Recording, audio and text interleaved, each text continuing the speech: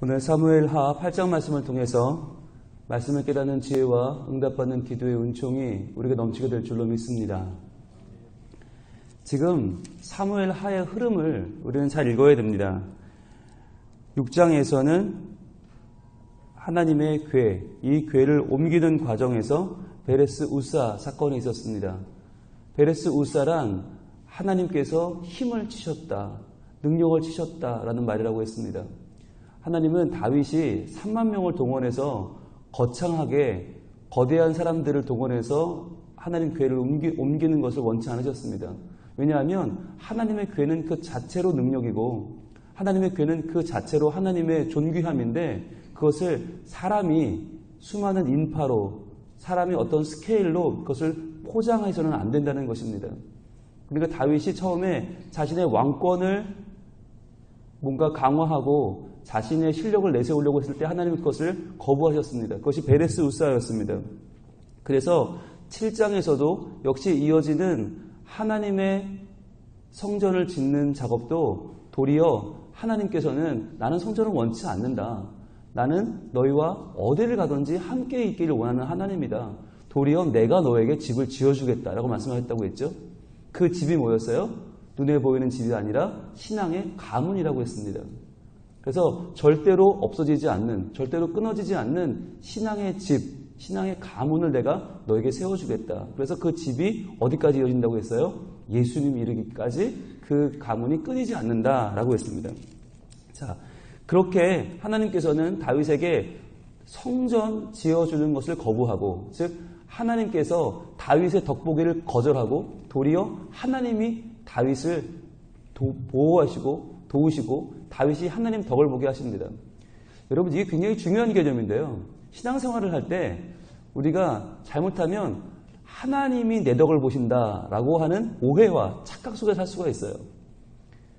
주로 이제 건강하다는 교회들이 그런 착각에 빠집니다. 우리는 남들만큼 욕심 부리지 않고 우리는 남들만큼 그렇게 세속적이지 않아. 우리는 건강한 교회야 라고 하는 교회들이 빠지는 착각이 하나님이 우리 덕을 보신다라고 하는 착각이에요. 근데 물론 이게 뭐 말의 해석의 여지는 있겠지만 대단히 잘못된 말입니다. 하나님이 우리 덕을 볼 수가 없어요. 우리가 하나님 덕을 보는 것입니다. 전적으로 이게 자칫 잘못하면 그래서 세상적으로는 깨끗한 교회가 하나님 앞에서는 더러운 교회가 될 수 있다는 것이에요.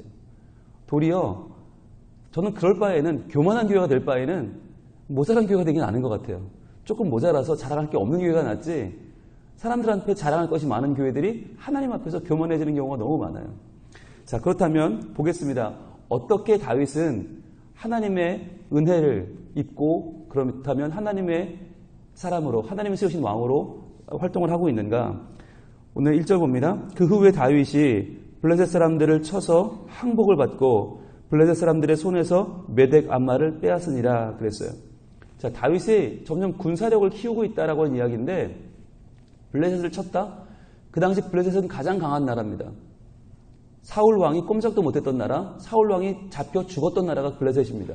그런데 다윗은 왕위에 오르자마자 블레셋을 칩니다. 그래서 어딜 쳤나? 메덱 암마를 쳤다. 메덱 암마에 여러분 숫자가 1이라고 되어 있고요. 1을 따라가면 뭐라고 되어 있습니까? 모성의 굴레라고 되어 있죠. 이게 뭐냐면 어머니 나라, 어머니 국가, 어머니 도시라는 얘기인데 그렇다면 블레셋의 어머니 도시는 어딘가? 가드입니다. 가드. 가장 강한 블레셋의 5개의 도시국가 연합 중에서 가장 강한 가드입니다. 가드를 쳤다는 것입니다. 가드에 누가 살아요? 가드왕 아기스가 살죠. 다윗이 한때는 그 가드왕 아기스 밑에 들어가서 온갖 수모를 버티면서 견뎠어요. 왜? 힘이 없으니까. 근데 이제는 힘을 키워서 그 가드왕 아기스를 물리쳤다는 이야기입니다. 그렇다면 어떻게 이런 힘이 갑자기 생겼습니까? 이전에 없던 힘이 바로 오늘 1절 처음에 나오는 그 후에예요. 그 후에. 그 후에 힘이 생긴 거예요. 그 후에가 어디냐? 바로 그 윗절에 나오는 사무엘하 7장 27절부터 29절까지의 말씀이 그 후에의 내용입니다. 여러분 노란색을 준비하시고 우리 한번 볼까요? 자, 27절 만군의 여호와 이스라엘의 하나님이여 주의 종의 귀를 여시고 이르시기를 내가 너를 위하여 집을 세우리라 하셨으므로, 자, 하나님이 언약하신 내용이죠. 내가 너를 위하여 집을 세우리라. 내가 너를 위하여 집을 세우리라 하셨으므로 이게 언약을 붙잡는 것입니다. 붙잡고 뭐라고 말해요? 주의 종의 기도로 주께 간구할 마음이 생겼나이다. 주님, 제가 주님이 지금 주신 약속을 붙잡고 기도하겠습니다. 자, 뭐라고 기도합니까? 28절, 주 여호와여, 오직 주는 하나님이시며 주의 말씀들이 참되시나이다. 주께서 이 좋은 것을 주의 종에게 말씀하셨사오니, 자, 이것도 언약을 붙잡는 것이죠. 29절, 이제 청하건대 종의 집에 복을 주사 주 앞에 영원히 있게 하옵소서.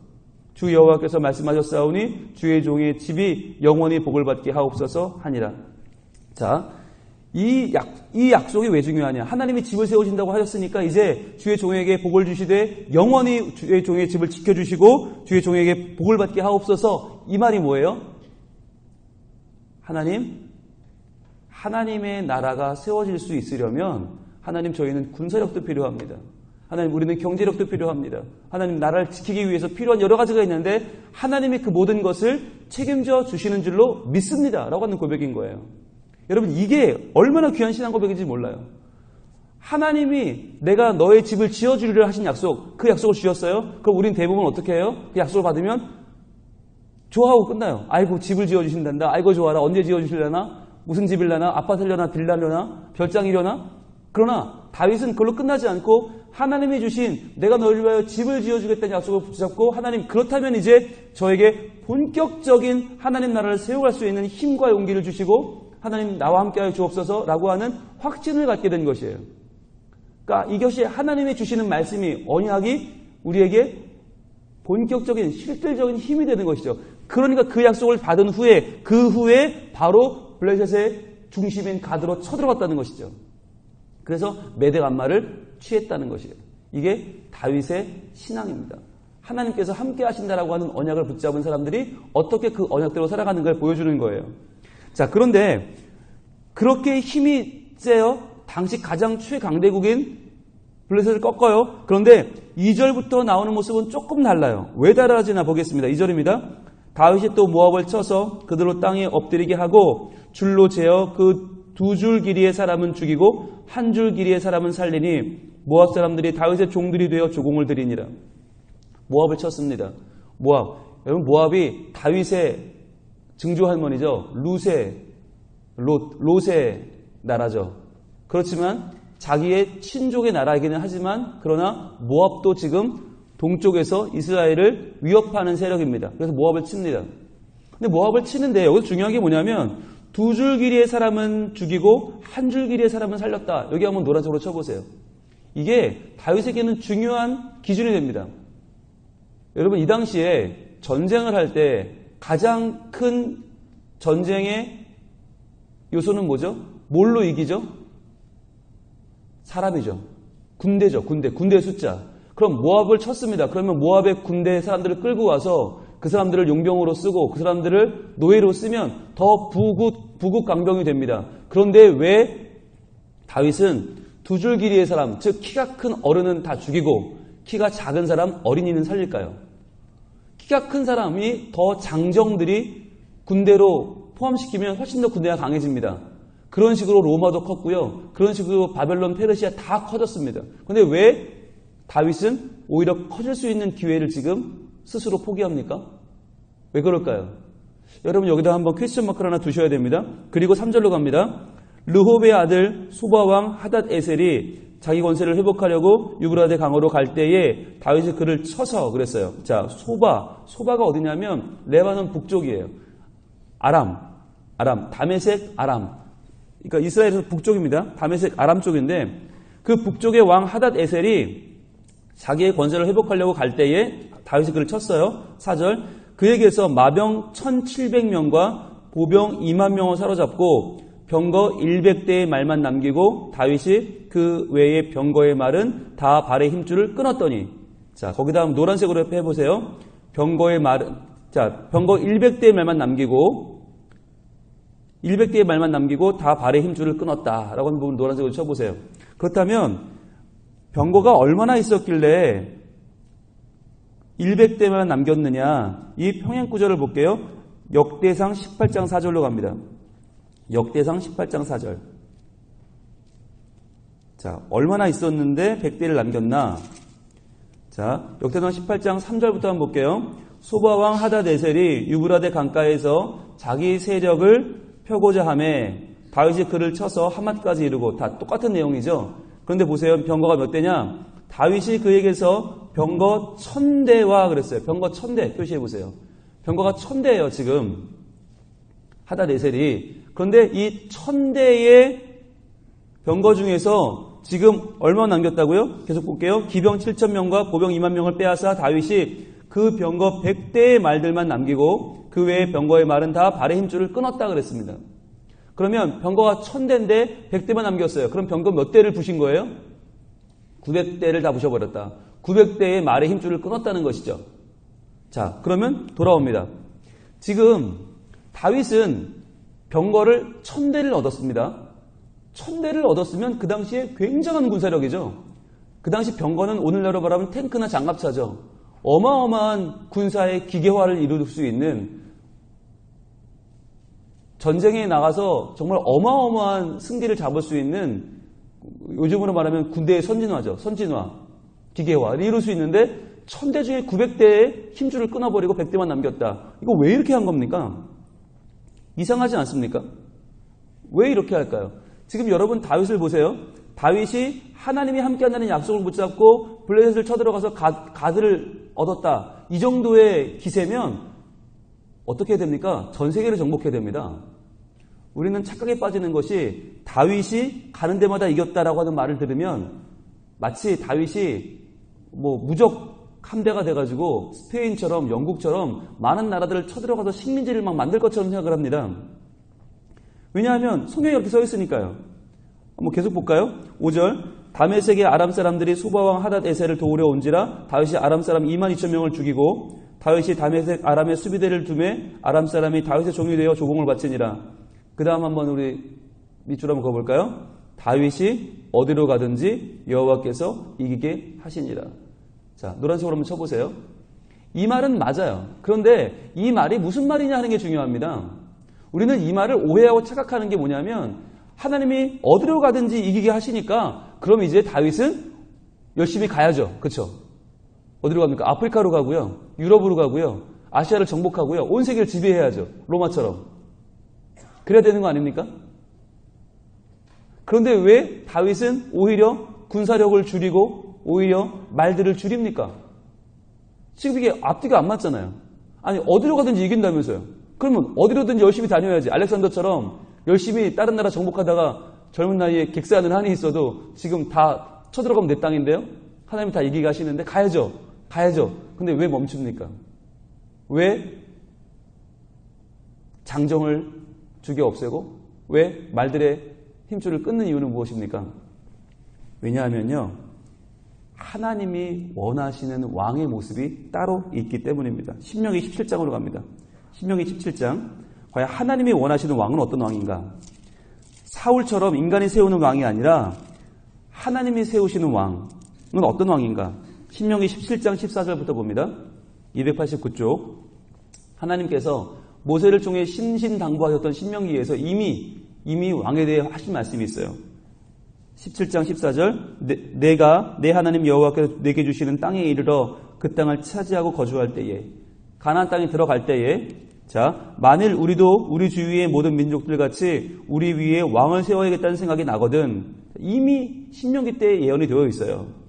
뭘 어떻게 해야 되는가? 왕을 세우려면 15절. 반드시 내 하나님 여호와께서 택하신 자를 내 위에 왕으로 세울 것이며.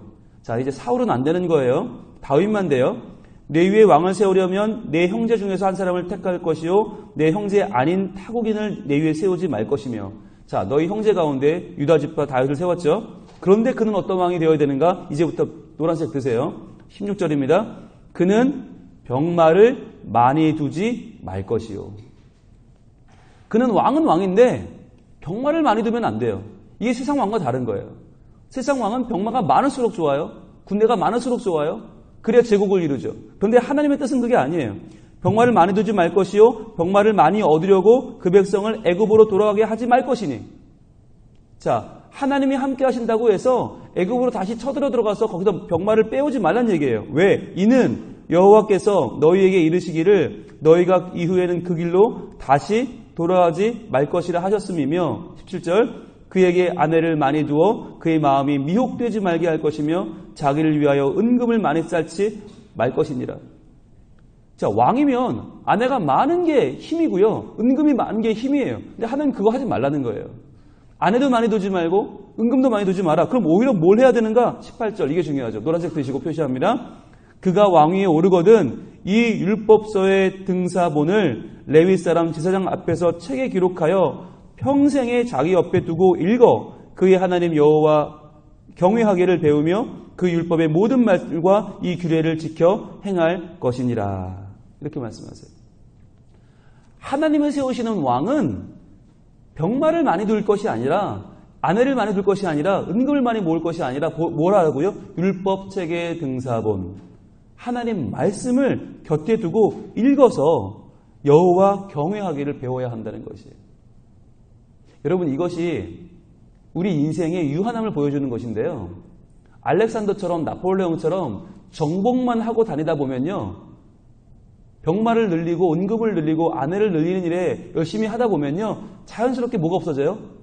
율법책을 읽을 시간이 없어요. 그러면 하나님을 경외하기를 잃어버릴 수밖에 없어요.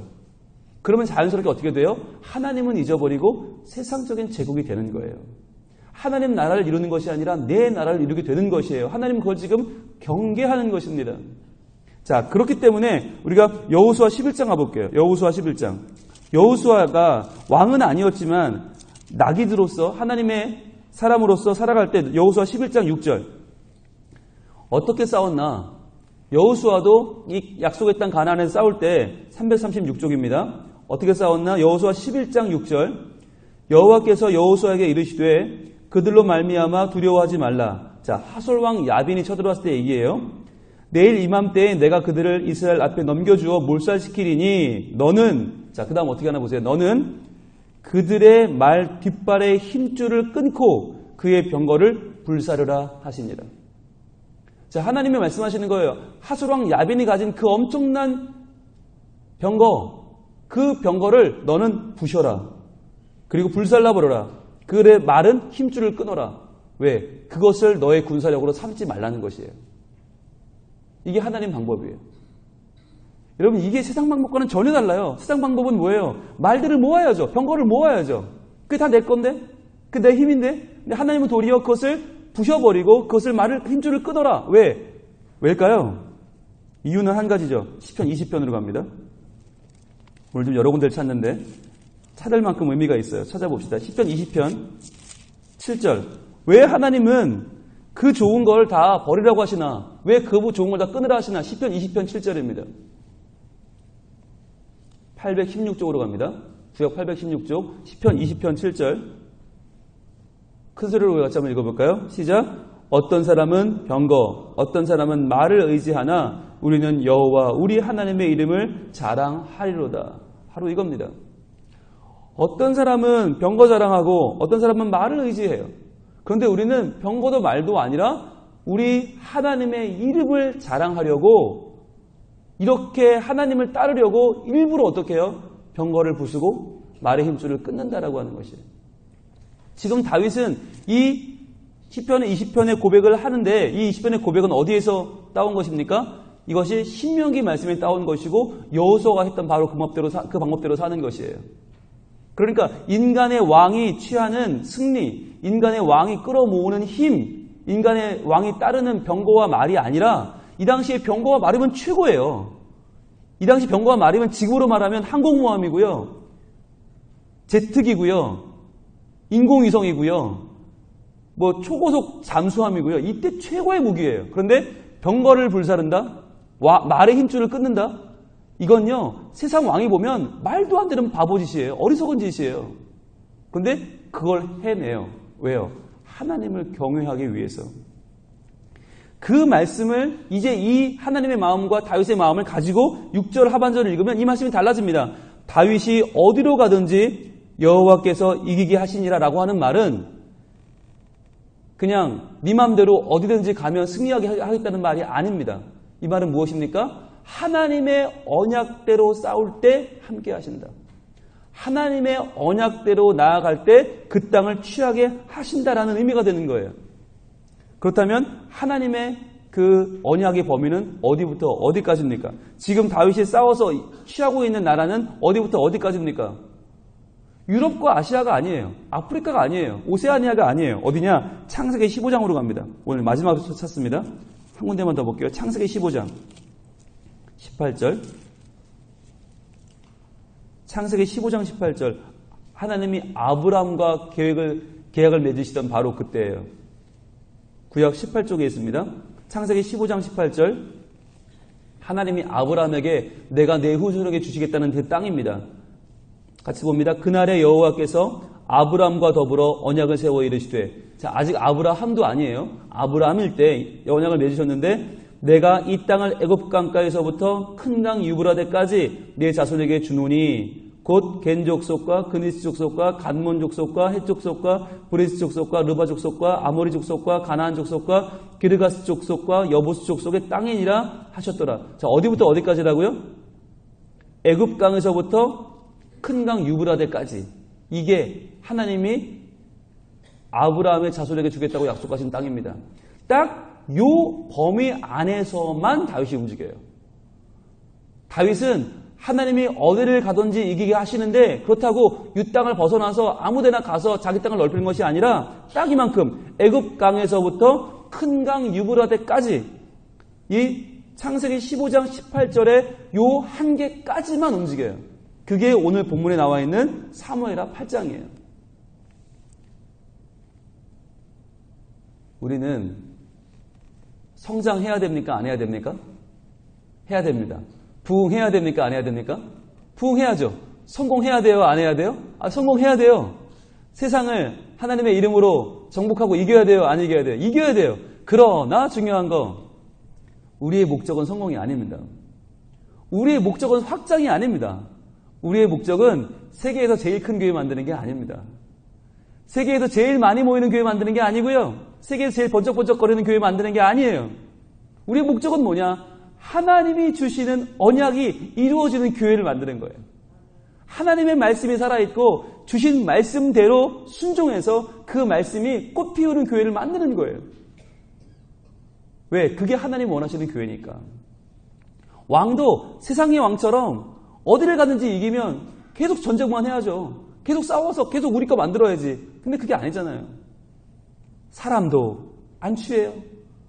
병거도 불살라요. 말의 힘줄을 끊어요. 왜? 우리는 그런 거 의지하지 않는다고, 하나님만 의지한다고, 하나님을 경외하는, 하나님을 세우신 왕의 모습으로 살기로 결단하는 모습이 지금 다윗에게 있는 것입니다.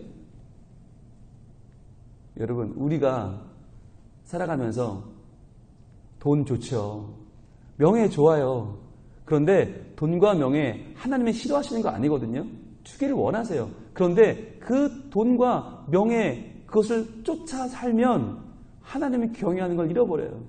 그런데 하나님을 경외하면서 그 언약 가운데 살면 하나님이 보너스로 돈도 주시고 명예도 주시고 건강도 주세요. 왜? 그래야 우리가 언약대로 살 수 있으니까. 중요한 건 뭐가 우선이냐 하는 거죠.